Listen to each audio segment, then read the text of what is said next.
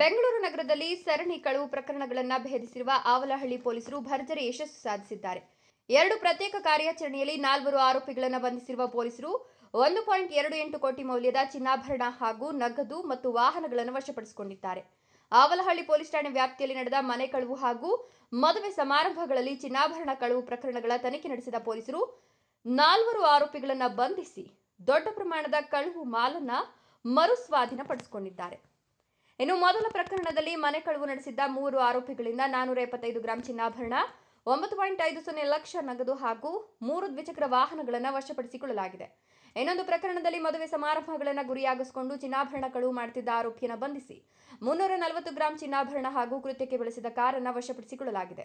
ಒಟ್ಟಾರೆ ಕಾರ್ಯಾಚರಣೆಯಲ್ಲಿ 815 ಗ್ರಾಂ ಚಿನ್ನಾಭರಣ, 9.50 ಲಕ್ಷ ನಗದು, 1 ಕಾರು ಹಾಗೂ 3 ದ್ವಿಚಕ್ರ ವಾಹನಗಳು ಸೇರಿ 1.28 ಕೋಟಿ ಮೌಲ್ಯದ ಆಸ್ತಿ ವಶಪಡಿಸಿಕೊಳ್ಳಲಾಗಿದೆ. ಇದರೊಂದಿಗೆ ಆವಲಹಳ್ಳಿ ಪೊಲೀಸ್ ಠಾಣೆಯ 6 ಕಳವು ಪ್ರಕರಣಗಳು, ಬಾಗಲೂರು ಹಾಗೂ ಹೊಸಕೋಟೆ ಪೊಲೀಸ್ ಠಾಣೆಗಳ ತಲಾ 1 ಮನೆ ಕಳವು ಪ್ರಕರಣ ಹಾಗೂ ಸದಾಶಿವನಗರ ಪೊಲೀಸ್ ಠಾಣೆಯ 1 ದ್ವಿಚಕ್ರ ವಾಹನ ಕಳವು ಪ್ರಕರಣ ಸೇರಿದಂತೆ ಒಟ್ಟು 9 ಪ್ರಕರಣಗಳು ಪತ್ತೆಯಾಗಿವೆ.